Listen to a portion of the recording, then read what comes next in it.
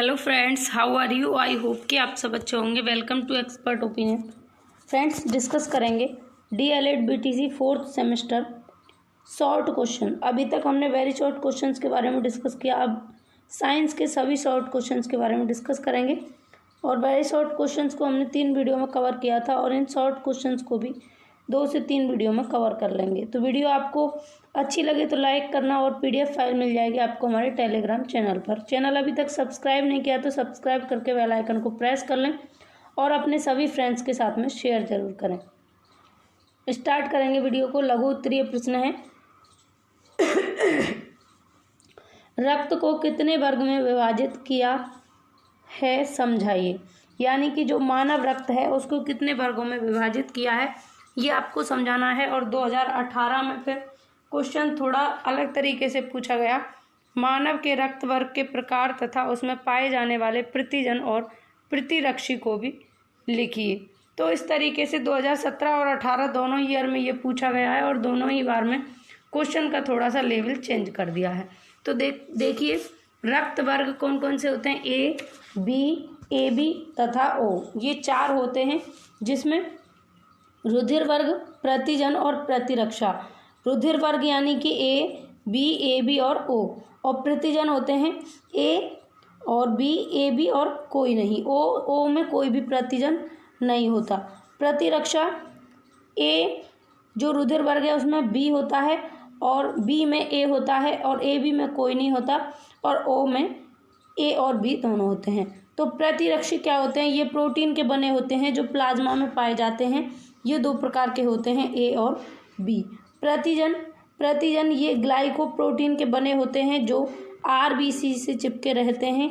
ये भी 2 प्रकार के होते हैं, A और B। अब आगे बढ़ेंगे। आगे है रुधिर दाता तथा रुधिर ग्राही को तालिका से स्पष्ट कीजिए। यानी कि रुधिर दाता और रुधिर ग्राही कौन कौन से रुधिर दाता हैं और कौन कौन से रुधिर ग्राही हैं, इनको स्पष्ट करना है। रुधिर दाता तथा रुधिर ग्राही को तालिका से स्पष्ट करें। तो रुधिर दाता यानी कि रुधिर देने वाले को रुधिर दाता तथा प्राप्त करने वाले को रुधिर ग्राही कहते हैं। ठीक है। दाता यहाँ देखेंगे AB और O, ये रुधिर वर्ग हैं और इसमें A जो होगा वो A को दे सकता है, यानी कि A को A ग्रहण कर सकता है, B नहीं कर सकता और A भी कर सकता है। O जो है इसको B ग्रहण कर सकता है और A भी ग्रहण कर सकता है और A नहीं कर सकता और O नहीं कर सकता और O किसी को भी नहीं कर सकता, O केवल O को ही कर सकता है। लेकिन O जो होता है वो सभी के लिए रुधिर दे सकता है, यानी कि रुधिर देने वाला हो सकता है। रुधिर दाता यानी कि O A को भी दे सकता है, B को भी दे सकता है, A B को भी दे सकता है। O को A भी ग्रहण कर सकता है, B भी ग्रहण कर सकता है और A B भी ग्रहण कर सकता है। तो यहाँ आप देख सकते हैं सर्वदाता व सर्वग्राही रक्त वर्ग का नाम लिखिए। तो सर्वदाता व सर्वग्राही, सर्वदाता O है यानी कि सभी को दे सकता है कौन, O। और सर्वग्राही कौन है, AB क्या है, ये सभी से प्राप्त कर सकता है। आगे है रक्त दाब किसे कहते हैं, इसको कैसे नापते हैं। तो रक्त बंद नलिकाओं में बहता है, यह रक्त नलिकाओं की दीवार पर दबाव डालता है। रक्त द्वारा रक्त नलिकाओं पर डाला गया दबाव रक्त दाब कहलाता है। जो रक्त नलिकाओं पर प्रेशर पड़ता है रक्त का, वही रक्त दाब कहलाता है। आगे हृदय प्रकंचन के समय यह दाब अधिक तथा हृदय शिथिलन के समय कम होता है। यह रक्त दाब को दाबांतर मापी से मापा जाता है। यानी कि जब हृदय प्रकुंचन के समय दाब अधिक होता है तब ब्लड प्रेशर बढ़ता है और शिथिलन के समय जब कम होता है तो लो होता है। रक्त दाब को किससे नापते हैं, दाबांतर मापी से। ये क्वेश्चन पूछा जा सकता है। नेक्स्ट है जैव विकास क्या है। जैव विकास क्या है, विकास के सिद्धांत बताइए। तो जैव विकास, इसको दूसरे तरीके से भी आपसे पूछ सकता है, या लगाकर जैव विकास परिकल्पना की विशेषताओं का उल्लेख कीजिए। तो आपसे किसी भी तरीके से क्वेश्चन बने जैव विकास से आपको ध्यान रखना है। तो देखिए परिवर्तन के साथ अवतरण जैव विकास की मौलिक परिकल्पना है। सजीवों की समष्टि या उनके समूहों के गुणों में होने वाले क्रमिक परिवर्तन को जैविक विकास कहते हैं। वास्तव में जैव विकास एक समष्टि यानी कि आबादी में परिवर्तन के संकलन के फलस्वरूप बने आगामी जीवों की नई समष्टियों के विकास की प्रक्रिया है। इसी रूपांतरण के साथ अवतरण भी कहते हैं। इसी को रूपांतरण के साथ अवतरण भी कहते हैं। कार्बनिक विकास के अनुसार वर्तमान में पेड़ पौधे व जंतु सभी समय के साथ सरल संरचना वाले आदिकालीन जीवों में प्राकृतिक व धीमी गति से लगातार होने वाले परिवर्तनों के फलस्वरूप विकसित हुए हैं। तो जैव विकास क्या है? जो लगातार जीवों में परिवर्तन हो रहे हैं वही जीवों का विकास यानी कि जैव विकास है।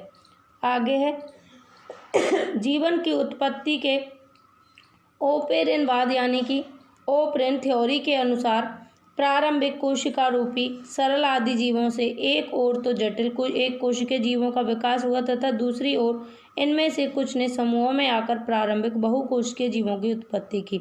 इन्हीं प्रारंभिक बहुकोशिकीय जीवों की कोशिकाओं के बीच धीरे धीरे श्रम विभाजन का विकास हुआ और यह अलग अलग कार्य करने लगी। इस श्रम विभाजन के फलस्वरूप इनमें कोशिकीय विभेदीकरण यानी कि सेल डिफरेंटिएशन हुआ। इस प्रकार धीरे धीरे शरीर के और अधिक सुचारू संगठन के कारण नई उन्नत श्रेणियों की जीव जातियों का विकास हुआ। इस प्रकार प्रारंभिक निम्न कोटि के सरल जीवों के समय के साथ क्रमिक परिवर्तनों द्वारा अधिक विकसित एवं जटिल जीवों की उत्पत्ति को ही जैव विकास कहते हैं।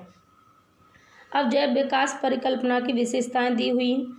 तो जीवों में प्रकृति की बदलती हुई दशाओं के अनुकूल परिवर्तन होते रहते हैं। इन्हीं परिवर्तनों के फलस्वरूप नए जीव बनते हैं। आजकल पाए जाने वाले जीव इसी स्वरूप में नहीं बने अपितु करोड़ों वर्ष पूर्व के पूर्वज सरल संरचना वाले थे। कालांतर में उनकी सरल संरचना में परिवर्तन होते गए और धीरे धीरे अधिक से अधिक जटिल संरचना का विकास होता गया। प्रकृति की वातावरणीय दशाएं सदैव बदलती रहती हैं। जीवों में आदिकाल से ही परिवर्तन होते रहते हैं, आज भी हो रहे हैं और भविष्य में भी होते रहेंगे। अतः जैव विकास सतत रूप से होने वाली एक प्रक्रिया है। यानी कि जीवों का जो विकास है वो सतत है, कंटिन्यू विकास चलता रहता है। पहले जो जीव था आदि मानव था उसका इतना विकास नहीं था, फिर धीरे धीरे और विकास हुआ, फिर और विकास हुआ और विकास होते होते आज मानव एक विकसित प्राणी है और सबसे ज़्यादा विकासशील है। कुछ साइंटिस्ट सभी जो है मानव की ही प्रजाति में पाए जाते हैं।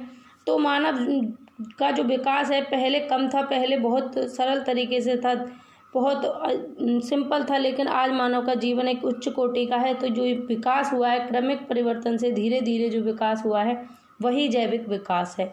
आगे बढ़ेंगे। नेक्स्ट पॉइंट है किन्हीं दो वर्तमान जीवित जातियों की उत्पत्ति कालांतर में किसी न किसी समय समान पूर्वज से अवश्य हुई होगी, इसे एक वंशीय इतिहास कहते हैं। अब जैविक विकास के सिद्धांत दिए हैं यहाँ पर। जैव विकास के सिद्धांत के रूप में लेमार्कवाद, डार्विनवाद, नवडार्विनवाद और उत्परिवर्तनवाद ये प्रसिद्ध हुए। तो जैव विकास के प्रमाण क्या हैं? जैव विकास के प्रमाण दिए हैं यहाँ पर। तो फ्रेंड्स ये उन लोगों के लिए भी हेल्पफुल रहेगा जिनके पास सीरीज नहीं है, उनके लिए वेरी हेल्पफुल रहेगा, और जिनके पास सीरीज हैं उनके लिए भी हेल्पफुल रहेगा, क्योंकि आप कोई भी काम करते हुए, और सबसे बड़ी बात यह है कि आपको यहाँ पर चीज़ें ऑडियो विजुअल दोनों ही तरीके से मिल रही हैं, तो आपको यहाँ ज़्यादा बेहतर तरीके से चीज़ें समझ में आती हैं। तो जैव विकास के प्रमाण हैं कुछ। जीव जातियों में पाए जाने वाली जीव जातियों में धीमी गति से विकास होता आ रहा है। जीव विज्ञान के विभिन्न क्षेत्रों के अध्ययन भिन्न भिन्न प्रकार के जीवों से संबंध दिलाने के अनेक प्रमाण अब तक ज्ञात हुए हैं। तो कौन कौन से जो प्रमाण हैं उन प्रमाणों के बारे में बात करेंगे। पहला है शारीरिक संरचना तथा क्रियाओं के प्रमाण। ऐसे ही बहुत हैं, समरूप या समवृत्ति रचना, समजात रचना, जीवाश्म के प्रमाण, तो बहुत सारे हैं, सभी को डिस्कस करेंगे। पहला है पॉइंट शारीरिक संरचना तथा क्रियाओं से प्रमाण।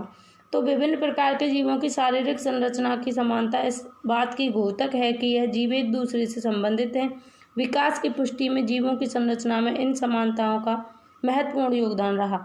यह समानताएं दो प्रकार की होती हैं, समरूप या समवृत्ति रचनाएं, समजात रचनाएं। तो समरूप और समजात दोनों के बारे में ही बात करेंगे। ठीक है, आगे बढ़ेंगे। समरूप या समवृत्ति रचनाएं अलग अलग, ये आपसे इस तरीके से भी पूछा जा सकता है कि समरूप रचनाएं कौन सी होती हैं। तो अलग अलग जीवों के ऐसे अंग जो एक ही प्रकार का कार्य करने के लिए एक जैसे दिखाई देते हैं किंतु उनकी उत्पत्ति में अंतर पाया जाता है, समरूप या समवृत्ति अंग कहलाते हैं। यानी कि जो कार्य करने की दृष्टि से तो समान हो लेकिन उनकी उत्पत्ति में अंतर पाया जाए, वो समरूप या फिर समवृत्ति अंग होते हैं। आप अपने अनुभव के आधार पर बताएं कि किन किन जंतुओं में पंख होते हैं। आपने देखा होगा कि कीट, पक्षी, चमगादड़ और चमगादड़ के पंख उड़ने का कार्य करते हैं। क्या ये एक ही वर्ग के प्राणी हैं? क्या इनके पंख मौलिक रूप से समान हैं? ये अंग मौलिक रूप से समान नहीं है, परंतु कार्य और संरचना में समान है। तो कैसे हुए समरूप? अब समजात रचनाओं की बात करेंगे। वे अंग जिनकी उत्पत्ति में मूल रचना समान होती है किंतु उनके कार्य करने में अंतर पाया जाता है, यानी कि उत्पत्ति जिनकी समान हो और कार्यों में अंतर हो। समरूप में क्या था? जिनको कार्यों में समानता हो लेकिन उत्पत्ति में भिन्नता हो। और समजात में यानी कि उनकी उत्पत्ति तो समान होती है, यानी कि उत्पत्ति एक ही जात की होती है लेकिन उनके कार्यों में अंतर पाया जाता है, उन्हें समजात अंग कहते हैं।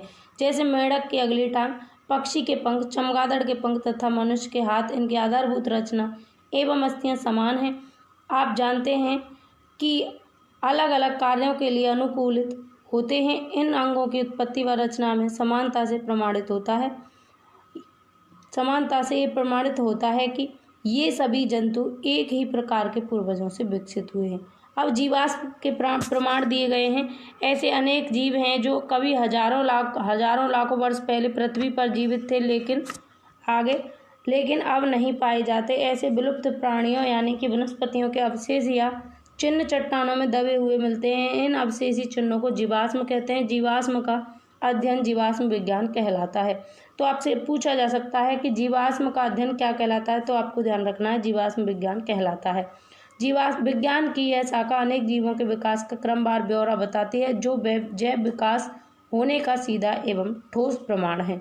जिन जंतुओं तथा पौधों के जीवाश्म अभी तक प्राप्त हुए हैं, उनके अध्ययन से पता चलता है कि वे आकार एवं स्वरूप में आधुनिक प्राणियों तथा वनस्पतियों से भिन्न हैं। सबसे प्राचीन चट्टानों से मिले सरलतम प्राणियों यानी कि अकशेरुकी जंतु तथा वनस्पति शैवाल कवक के जीवाश्म तथा इनके बाद बनी चट्टानों में कशेरुकी जंतु, मछलियाँ, मेंढक के जीवाश्म और इनके बाद की चट्टानों में सरीसृप जैसे छिपकली, कछुए, मगरमच्छ तथा डायनासोर के जीवाश्म के तुलनात्मक अध्ययन से यह स्पष्ट प्रमाणित होता है कि जैव विकास क्रमिक परिवर्तनों से कालांतर में हुआ है। अब आप जान चुके होंगे जीवाश्म क्या है। अब आगे चलेंगे और कुछ अवशेषी अंगों के प्रमाण के बारे में बात करेंगे। ये हैं अवशेषी अंगों से प्रमाण। तो जंतुओं के शरीर में कुछ ऐसे अंग भी पाए जाते हैं जिनका वर्तमान अवस्था में कोई उपयोग नहीं होता, कार्य विहीन अथवा अनावश्यक होते हैं। अवशेषी अंग कैसे होते हैं? जिनका कि हमारे जीवन में अब की स्थिति में कोई भी यूज नहीं है। क्या आप अपने शरीर में इनकी उपस्थिति को जानते हैं? इन्हीं अंगों को अवशेषी अंग कहते हैं। हमारे कान की पेशियां अवशेषी अंग के रूप में होती हैं। क्या आपके बाह्य कण की पेशियां हाथी, घोड़े, बंदर, गाय, कुत्ते आदि स्तनधारियों के कान की भांति कार्य कर लेती हैं? हमारे बाह्य कण की पेशियां विकास के क्रम में अचल हो गई हैं। आपने दर्पण में अपनी आंखों के भीतरी कोनों पर ध्यान दिया होगा। लाल रंग की अर्धचंद्राकार झिल्ली उस निमेषक पटल का अवशेषी अंग है जो मेंढक, पक्षियों, बिल्ली, खरगोश आदि में पाई जाती है। ताते को आपने जरूर देखा होगा कि जब वह सोता है तो पूरी आंख निमेषक पटल से ढक लेता है। हमारी आंखें भी ऊपरी पलक से ढक ली जाती हैं और निमेषक पटल अवशेषी अंग के रूप में आज भी पाई जाती है। इस प्रकार एक समूह के जंतु के अवशेषी अंगों का दूसरे समूह के जंतुओं में सुविकसित तथा क्रियाशील होना जैव विकास की पुष्टि करता है। तो अब आगे चलते हैं और डार्विन के मतानुसार जिराफ का विकास जानते हैं। तो डार्विनवाद के अनुसार आदि जिराफों की गर्दन तथा टांगों की लंबाई में विभिन्नता थी। इनकी लंबाई में यह अंतर विभिन्नताओं के कारण था। वे विभिन्नताएं वंशानुगत थी। जीवन के संघर्ष में लंबी गर्दन वाले जिराफ अधिक उपयुक्त पाए गए और प्राकृतिक वर्ण के परिणाम स्वरूप लंबी गर्दन वाले जिराफों की संतति में वृद्धि होती गई तथा छोटी गर्दन वाले जिराफ समाप्त हो गए, अतः लंबी गर्दन वाले जिराफ ही जीवित रहे। नेक्स्ट है लेमार्कवाद को समझाइए।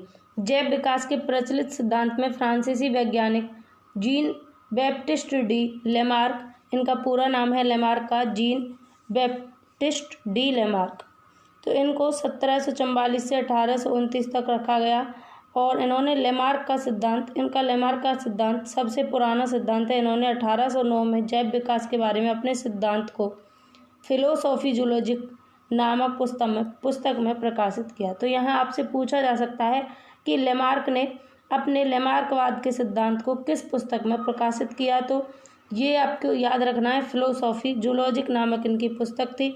उनका सिद्धांत लैमार्कवाद के नाम से प्रचलित हुआ। इन्होंने मुख्यतः 4 बातों पर प्रकाश डाला: उपार्जित लक्षणों की वंशागति, जीवों के आकार में वृद्धि की प्रवृत्ति, अंगों का उपयोग और अनुपयोग, और वातावरण का प्रभाव। इन 4 बातों को भी आपको याद रखना है। आगे है पारिस्थितिकीय तंत्र की संरचना का वर्णन कीजिए, इसके घटकों को समझाइए। तो जैविक, ये इस तरीके से भी पूछा जा सकता है, जैविक घटक क्या होता है, इनके घटकों का भी संक्षिप्त वर्णन कीजिए और निम्न में से किन्हीं 2 पर टिप्पणी कीजिए। तो यहाँ पर देखिए आपको 2017 में भी पूछा गया और 2018 में भी पूछा गया। तो उत्पादक, उपभोक्ता और अपघटक, इनमें से किसी 2 पर टिप्पणी करने को आपसे कहा जाएगा। तो देखिए यहाँ पर पारिस्थितिक तंत्र में जीवधारियों का समूह विभिन्न प्रकार के जीवों, पेड़ पौधों एवं जीव जंतुओं से मिलकर बनता है। इस तंत्र के अंतर्गत समस्त जीव अपनी खाद्य प्राप्ति के लिए मूल उत्पादक तथा पौधों पर निर्भर होते हैं। किसी पारिस्थितिक तंत्र का क्षेत्र जल की एक बूंद के समान छोटा भी हो सकता है और एक विशाल समुद्र के समान बड़ा भी हो सकता है। पारिस्थितिक तंत्र जंगल या समुद्र, अस्थायी ताजे जल का तालाब या खेत दोनों प्रकार का हो सकता है। संपूर्ण पृथ्वी एक बहुत बड़ा पारिस्थितिक तंत्र है जिसके अंतर्गत पाए जाने वाले समस्त जीव समुदाय एवं सूर्य से प्राप्त होने वाली ऊर्जा पर निर्भर करते हैं। ये अपने लिए समस्त जीवन उपयोगी तत्वों की प्राप्ति वायुमंडल, जलमंडल एवं स्थल मंडल से प्राप्त करते हैं। तो उत्पादक कौन होते हैं? जो कि वायुमंडल, जलमंडल एवं स्थल मंडल से अपने लिए जीवन उपयोगी तत्वों की खुद से ही प्राप्ति करते हैं, वो उत्पादक होते हैं। अब उपभोक्ता की बात करेंगे तो उपभोक्ता यहाँ पर बस आपसे उत्पादक की ही बात की गई है। आगे बढ़ेंगे। आगे है पारिस्थितिक तंत्र को संरचना के आधार पर निम्नलिखित 2 घटकों में विभाजित किया जाता है। पारिस्थितिक तंत्र को संरचना के आधार पर निम्नलिखित 2 घटकों में विभाजित किया जाता है: अजैविक घटक और जैविक घटक, एबायोटिक कंपोनेंट्स और बायोटिक कंपोनेंट्स।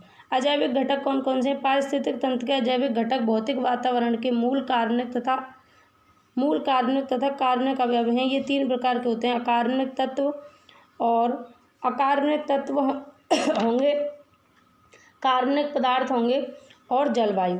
तो अकार्बनिक तत्व के बारे में बात कर लेते हैं, जैसे कि oxygen, carbon dioxide, nitrogen, hydrogen, खनिज एवं लवण, कैल्शियम, पोटेशियम, फास्फोरस, सल्फर आदि। अब बात करेंगे आगे कार्बनिक पदार्थ की, जैसे कार्बोहाइड्रेट, लिपिड्स एवं प्रोटीन। जलवायु में जैसे सूर्य का प्रकाश, जल, वायु, मृदा, ताप आदि।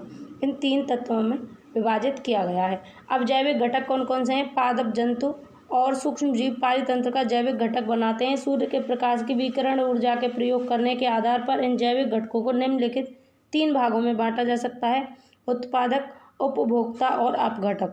तो उत्पादक कौन है? उदाहरण हरे पौधे। सभी प्रकार के पर्ण रहित युक्त हरे पौधे सूर्य के प्रकाश में संश्लेषण की क्रिया द्वारा भोजन का निर्माण करते हैं, अतः इन्हें स्वपोषी भी कहा जाता है, क्योंकि भोजन बनाने की क्षमता केवल स्वपोषी अर्थात हरे पौधों में ही होती है। इनको उत्पादक कहते हैं। अब उपभोक्ता खाद्य पदार्थों का उपभोग करने वाले जीवों को उपभोक्ता या परपोषी कहते हैं। ये निम्न प्रकार के होते हैं: प्राथमिक उपभोक्ता, द्वितीयक उपभोक्ता और तृतीयक उपभोक्ता।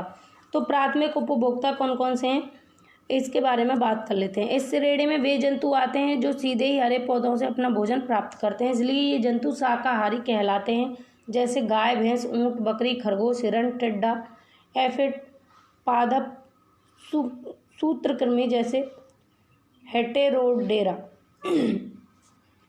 आगे है द्वितीयक उपभोक्ता। इस श्रेणी में वे जंतु आते हैं जो शाकाहारी जंतुओं का उपभोग करते हैं, इसलिए ये जंतु मांसाहारी जंतु कहलाते हैं, जैसे जोंक, मेंढक, टोड, छिपकली, चिड़िया, बिल्ली, भेड़िया, मलेरिया फैलाने वाला मादा मच्छर आदि। तृतीयक उपभोक्ता कौन है? इस श्रेणी में वे जंतु आते हैं जो द्वितीयक उपभोक्ता जंतुओं को अपना शिकार बनाते हैं, जैसे कि सर्पबाज, सींग, बाघ आदि। प्राथमिक उपभोक्ता कौन हुए? जो पौधों से अपना भोजन प्राप्त करते हैं। द्वितीयक कौन हुए? द्वितीयक वो हुए जो शाकाहारी जंतुओं से अपना उपभोग करते हैं, और तृतीयक वो हुए जो कि द्वितीयक उपभोक्ताओं से ही अपना शिकार बनाते हैं, द्वितीयक उपभोक्ताओं को अपना भोजन का माध्यम बनाते हैं। अब बात करेंगे अपघटक की। अपघटक या फिर अपरदभोजी, ये परपोषी, मृतपोषी जीव मृत पौधों एवं जंतुओं के शरीर का अपघटन करते हैं, इन्हें अपघटक कहते हैं। परंतु कुछ जीव मृत पौधों या जंतुओं का तब तक उपभोग नहीं करते जब तक कि वे छोटे टुकड़ों या भागों में विभाजित ना हो जाएं। इन जीवों को अपरदभोजी या फिर अपरदाहारी कहते हैं। उदाहरण जैसे कवक, फफूंदी, जीवाणु, प्रोटोजोआ, मृदा, सूक्ष्म कृमि, केंचुआ, जूलस, स्प्रिंगटेल्स आदि। आगे बढ़ेंगे। खाद्य श्रृंखला को समझाइए। जलीय पारिस्थितिक तंत्र में खाद्य श्रृंखला का वर्णन कीजिए। या आपसे ये भी पूछा जा सकता है खाद्य श्रृंखला को संक्षेप में समझाइए। 2016 में पूछा जा चुका है और अब भी पूछे जाने के चांस हैं। तो खाद्य श्रृंखला को संक्षेप में समझाइए। फूड चेन क्या है? जीव मंडल के जैव घटक के अंतर्गत उत्पादक, उपभोक्ता तथा अपघटक आते हैं। इन जैव घटकों की भोजन बनाने तथा उपभोग संबंधित पारस्परिक क्रियाएं जीव मंडल का एक महत्वपूर्ण एवं मनोरंजक लक्षण है। जीवों की श्रृंखलाओं भोजन के आधार पर एक दूसरे से संबंधित हैं और आहार श्रृंखला या खाद्य श्रृंखला कहलाती हैं। आहार श्रृंखला में उत्पादक तथा उपभोक्ता पारिस्थितिक तंत्र जीव मंडल को कोई निश्चित संरचना प्रदान करते हैं और इनको पोषी स्तर कहते हैं। आहार श्रृंखला व केवल जीव मंडल में जैव घटकों की संरचना प्रकट करती है, बल्कि दो महत्वपूर्ण प्रकारें ऊर्जा एवं पदार्थों के स्थानांतरण को प्रदर्शित करती है। एक आहार जाल के घटक मुख्य रूप से उत्पादक तथा उपभोक्ता होते हैं। एक जो आहार जाल होता है उसके जो घटक हैं मुख्य रूप से कौन कौन है? उत्पादक और उपभोक्ता। किसी क्षेत्र या आवास की आहार श्रृंखला अध्ययन करने से हमें जीवों में होने वाली पारस्परिक क्रियाओं तथा उनको परस्पर निर्भरता का ज्ञान हो जाता है। उनकी जो परस्पर एक दूसरे पर निर्भरता होती है उसका ज्ञान हो जाता है। एक सरल आहार श्रृंखला में 3 स्तर होते हैं। कौन कौन से? उत्पादक, प्राथमिक उपभोक्ता तथा द्वितीयक उपभोक्ता। आगे बढ़ेंगे। जीव मंडल के जलीय पारितंत्र में 5 रीतियां होती हैं, परंतु ये स्वादल में पाई जाने वाली रीतियों से भिन्न होती हैं। इन्हें निम्नवत दर्शाया जा सकता है, जैसे प्रकाश संश्लेषी, शाकाहारी, मांसाहारी। तो देखिए, शैवाल पादप उत्पादक होते हैं, लघु जंतु उपभोक्ता प्रथम और छोटी मछली उपभोक्ता द्वितीय और बड़ी मछली उपभोक्ता तृतीय और बृहत मछली उपभोक्ता चतुर्थ। जलीय पारिस्थितिक क्षेत्र में खाद्य श्रृंखला। तो जलीय में अगर आपसे पूछी जाए तो आपको इस तरीके से बतानी है, यानी कि जल में किस तरीके से जो है पारिस्थितिकीय होती है खाद्य श्रृंखला। आगे है खाद्य जाल को समझाइए। एक सरल खाद्य जाल का सचित्र वर्णन कीजिए। तो पहले बताना खाद्य जाल क्या है, फूड वेब क्या है। तो जीव मंडल के विभिन्न क्षेत्रों में भिन्न भिन्न प्रकार की खाद्य श्रृंखलाएं होती हैं। एक ही भूभाग में एक से अधिक प्रकार की खाद्य श्रृंखलाएं सक्रिय हो जाती हैं। उदाहरण के लिए एक घास स्थल में अंगराकित 3 प्रकार की खाद्य श्रृंखलाएं देखी जा सकती हैं। तो देखिए, यहाँ पर घास है, घास को फिर टिड्डा खाएगा, टिड्डा को गिरगिट और छिपकली को कौन खाएगा? बाज खाएगा। तो घास प्राथमिक उपभोक्ता हो गई और टिड्डा जो है उत्पादक हो गई और टिड्डा प्राथमिक उपभोक्ता, गिरगिट और छिपकली द्वितीयक उपभोक्ता और बाज हो गई आपकी तृतीयक उपभोक्ता। ऐसे ही यहाँ पर हरे पौधे उत्पादक हैं, घास व पेड़ पौधे उत्पादक हैं, चूहा, खरगोश, भेड़, हिरन द्वितीयक उपभोक्ता हैं, प्राथमिक उपभोक्ता हैं। घास, पेड़ पौधे ये सब जो है उत्पादक हैं क्योंकि अपना भोजन खुद से बनाते हैं, स्वपोषी हैं। और ये परपोषी हो गए टिड्डा, चूहे, खरगोश, भेड़, हिरन और ये प्राथमिक उपभोक्ता हैं। भेड़िया, बिल्ली, सांप, छिपकली, गिरगिट ये द्वितीयक उपभोक्ता हैं। और बाज, शेर, चीता ये सभी क्या हैं? तृतीयक उपभोक्ता है। तो आप यहाँ पर देख सकते हैं इसका चित्र खाद्य जाल का, यानी कि फूड वेब का। तो देखिए, चूहा जो है, चूहे को सांप भी खाता है और बाज भी खाता है। और सांप को कौन खाता है? बाज खाता है। खरगोश को कौन खाता है? बाज खाता है। बाज सांप को भी खा जाता है, खरगोश को भी खा जाता है और चूहे को भी खा जाता है। तो जब एक ही जीव और अनेक जीवों को खा जाए, अनेक स्तर से अपना भोजन प्राप्त कर ले, तो क्या बन जाता है? एक जाल सा बन जाता है। अब आप देख सकते हैं एक जाल सा बना हुआ है, किस तरीके से जो है पौधे हैं उनको चूहा खा रहा है, चूहे को सर्प खा रहा है, चूहे को बाज भी खा रहा है, सांप को फिर सर्प को बाज खा रहा है और फिर हरे पौधों को खरगोश खा रहा है, खरगोश को फिर बाज खा रहा है और हरे पौधों को कीट खा रहा है, कीट को मेढक खा रहा है, मेढक को सर्प खा रहा है, सर्प को बाज खा रहा है। तो एक जाल टाइप का बन जाता है। तो यही खाद्य जाल होता है। आगे बढ़ेंगे। आगे है खाद्य श्रृंखला तथा खाद्य जाल में अंतर प्रस्तुत कीजिए। अब खाद्य श्रृंखला और खाद्य जाल में आपको अंतर बताना है कि क्या अंतर है। Difference between food chain and food web. किसी भी खाद्य श्रृंखला के बारे में बात कर लेते हैं, इधर खाद्य जाल के बारे में। तो किसी भी पारतंत्र में जीवधारियों की ऐसी श्रृंखला जिसमें एक जीवधारी दूसरे का उपभोग करता है, एक दूसरे का आहार बनता है, खाद्य श्रृंखला कहलाती है। दूसरी तरफ किसी भी पारतंत्र में विद्यमान अनेक खाद्य श्रृंखलाओं की परस्पर अंतरक्रिया से जटिल जाल बनता है, उसे खाद्य जाल कहते हैं।